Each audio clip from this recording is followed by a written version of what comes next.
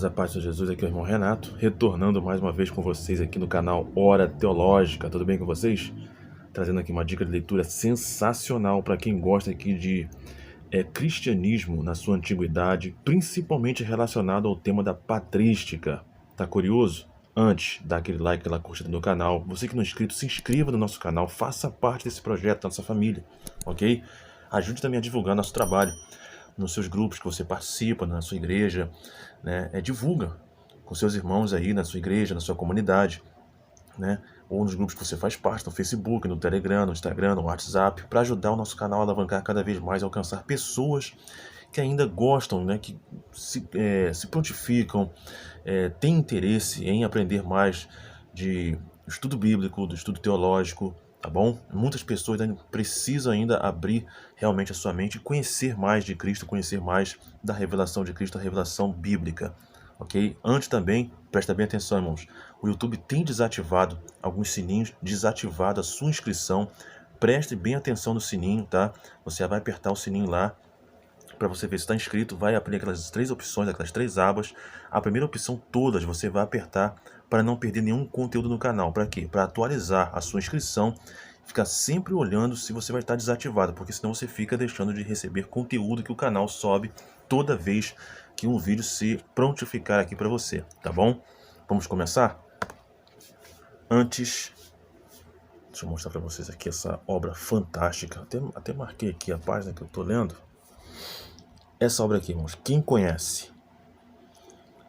Sobre a paciência, praticamente é um tratado, tá? Teológico, nada mais, nada menos que Tertuliano, São Cipriano, ou Cipriano, de Cartago, e Agostinho de Hipona. Olha os três mestres aí da antiguidade da patrística escrevendo essa obra sobre a paciência. Aqui, essa edição é bilíngue, tá? Você tem aqui o texto em latim e o texto em português. Isso aqui é da edição concreta, tá? A editora concreta no caso, tá? A coleção patrística. Existe também a coleção escolástica, para quem quer conhecer um pouco ali dos teólogos, dos filósofos do período medieval. Aqui, ó, deixa eu mostrar para vocês quantas páginas tem. Não vou perder muito tempo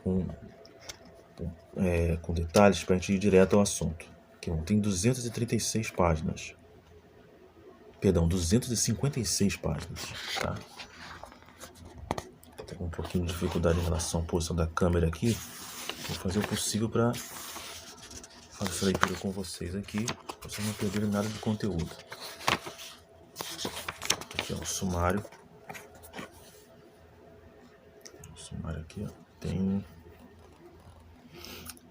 Vou começar com Tertuliano, sobre a paciência. Introdução, Tertuliano e o De Patientia. Nota editorial, texto bilíngue, latim e português. Bem curto, né? Aí você já vai para Cipriano de Cartago, sobre o bem da paciência. Introdução, Cipriano e o De Bono Patientae, né? O bem da paciência, né? Nota editorial, texto bilíngue, latim e português. Mesma coisa também se encontra em Agostinho de Hipona, sobre a paciência, introdução, Agostinho e a virtude da paciência, De Patientae, e no sermão 359. Nota editorial, texto bilíngue, latim e português. Vamos aqui por parte. Vou mostrar para vocês aqui primeiro Tertuliano. Coisa interessantíssima que ele escreve aqui, mano. Aqui, ó. Deixa eu mostrar para vocês aqui um detalhe. Aqui, ó, você tem o texto, né, do lado direito em português. Aqui, ó, da posição da câmera, quem presta atenção, aqui você vai ter o texto no lado esquerdo da página em latim, tá? De forma simultânea, você tem o texto aqui traduzido. E aqui, ó, nessa página 51, Tertuliano fala assim, ó. Deixa eu ver se eu consigo dobrar para vocês, mostrar mais perto. Aqui, ó. Estes são como os principais delitos diante do Senhor.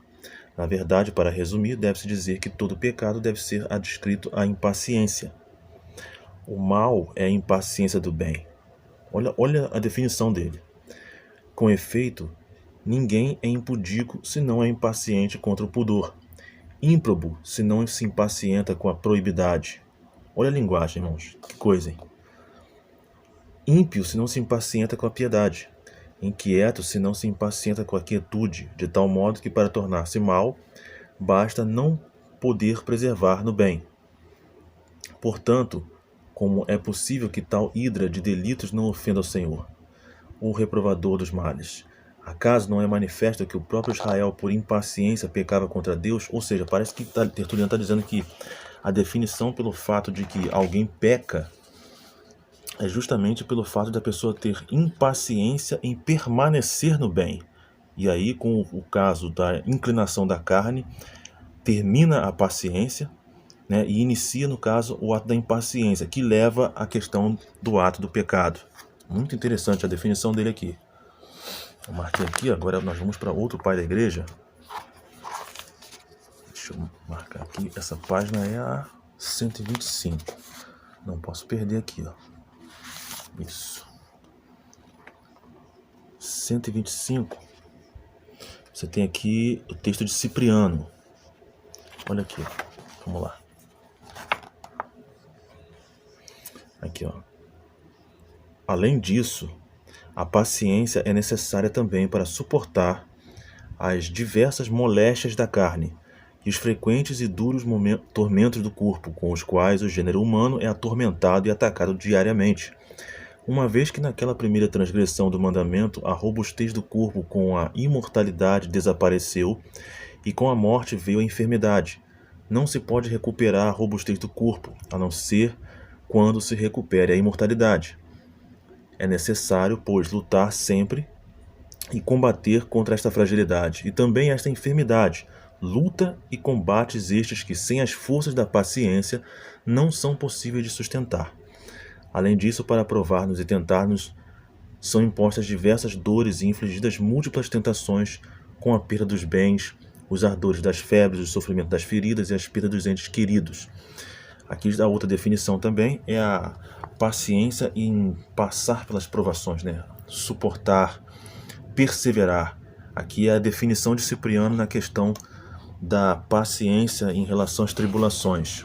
Já é uma outra perspectiva do pai da igreja aqui em relação a esse tema. Interessante também, né? Nós vamos agora para Agostinho. Lembrando que Cipriano também, que são poucos, né, textos traduzidos de Cipriano. A Paulus tem, e é um pai da igreja que é muito voltado a questões eclesiásticas, né, doutrinas relacionadas ao âmbito da igreja. Aqui tem alguns estudos também, ó, tem outras obras também que são referenciadas em questão dos escritos, comentaristas que falam também sobre essas obras desses pais da igreja. Os pais da igreja, no caso, muito interessante. Aqui o texto aqui, 181. 181, você tem aqui o texto de Agostinho. Aqui, ó. Ele vai quase na mesma leva aqui do Cipriano. Lembrando que os dois também têm aqui a origem africana, né? Ó, a esse experimentou o santo Jó, atormentado com ambas as tentações, mas numa e noutra não foi vencido devido à força da paciência, olha, constante e às armas da piedade. Pois primeiro perdeu quanto tinha, enquanto o corpo permanecia ileso, para que a alma fosse quebrantada antes de sua carne ser atormentada ao serem tiradas as coisas que os homens costumam estimar, e para que falasse alguma coisa contra Deus ao perder aquelas coisas graças às quais o diabo pensava que Jó servisse a Deus.